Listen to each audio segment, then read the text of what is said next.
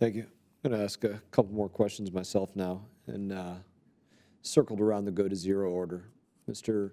Raggio, can you discuss that in relationship to Taliban advancements? Yes. So by August, or I'm sorry, by April of 2021, just again, I want to be clear that the map I created is an assessment, and you could flip some of these numbers either ways, but it painted a picture, by the way, that was very close to what the Special Investigator General for Afghanistan Reconstruction posed. There's differences between our methods and when their data was released, and my data was real time. Their data was always 90 days old, so it was always difficult to compare, but it was always 5 to 15% in together. Anyway, somewhere, the Afghan government, the Taliban controlled about 70 districts. The Afghan government, I believe you gave the number. I don't have them off the top of my head, but it's somewhere around 120 or so. And the rest were contested. That meant that the Afghan military was battling the Taliban for control of these districts. That number stayed pretty steady from 2020 to 2021, give or take. And as General Sadat noted, there was a significant, when President Trump when he restructured his Afghanistan policy, the Taliban actually lost control of districts, and the Afghans, they lost control of about 25 districts. So they were at their low peak. The numbers were in the 50s of the districts they controlled. The number of contested districts actually went down as well. So, and as General Sadat noted, the Afghan military was conducting primary security responsibilities. By the end of May, middle of June, the Taliban doubled the number of their districts that they controlled.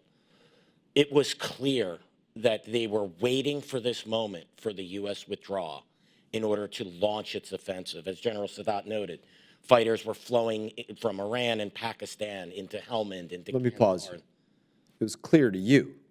Yes, sir. It was clear to me.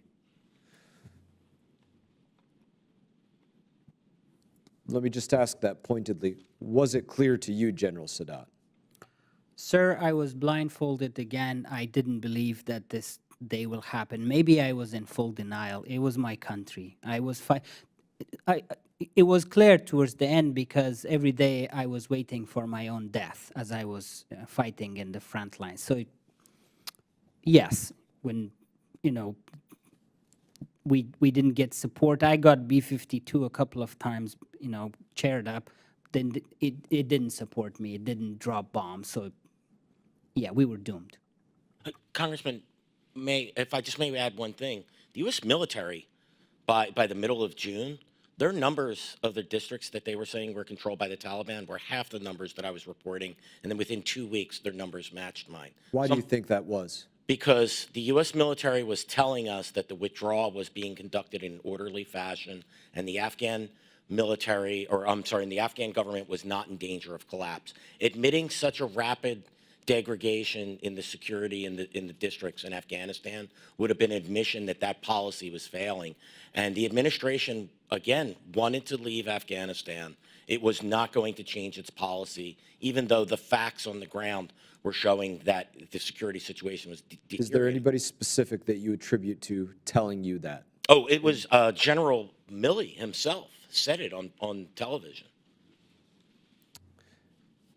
How do you, General Sadat, looking at what Mr. Raggio just said, what was being put out in the media here, what was being said by General Milley, what was being put out in intelligence,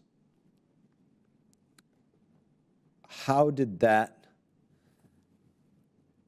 rosy, we'll call it a rosy assessment, that's an understatement. It's an understatement to call it a rosy assessment. How did that affect your decision-making on the ground? Did you buy into it? Did you not buy into it? You mentioned already that it gave you some blinders to some extent, your relationships. But can you help elaborate on that just a little bit? Sir, the truth of the matter is after President Biden announced withdrawal, the U.S. forces and Afghan forces were in complete disarray with each other. Everybody was trying. The U.S. forces were ordered to leave. The Afghan forces we were trying to hold with our teeth, with our hands, whatever we could have got. So no, nothing really mattered to me anymore. Whatever Washington was saying, I was trying very hard with my brothers to save our country. The truth of the matter is, it was excruciating to separate two war brothers, two militaries that worked for 20 years. Suddenly, we were told not to work anymore. You're saying what Washington was saying. I'm not trying to put words in your mouth here. I'm trying to understand what you're saying. What Washington was saying didn't matter to you at all on the ground there because I didn't trust them. Garbage. It was crap. It was, I don't want to jump into I have a lot of respect for the U.S. military, for the veterans. I have worked with the CIA as a counterterrorism task force commander with the U.S. military for several years. But it seems as if when it came to Afghanistan during President Biden, a lot of the decisions made in the U.S. Military and in the CIA were very, very politically driven. Sometimes they told us that as we don't know about what President Biden is thinking and deciding, they didn't know as well. President Trump, of course, he had made mistakes. The Doha Agreement was a mistake, but he listened to his generals. He listened to the assessments. He sent us letters about how can we win, for example, what can we do, these things. But I think when it came to President Biden, the vendetta didn't really allow President Biden to see Afghanistan for what it is. Even today, as this administration's diplomats are going around the world and lobbying for Taliban, the fact that everyone is trying to push Afghanistan under the rug, sir, is going to hurt your national security. You're not recognizing the threat as it is. I appreciate that, General.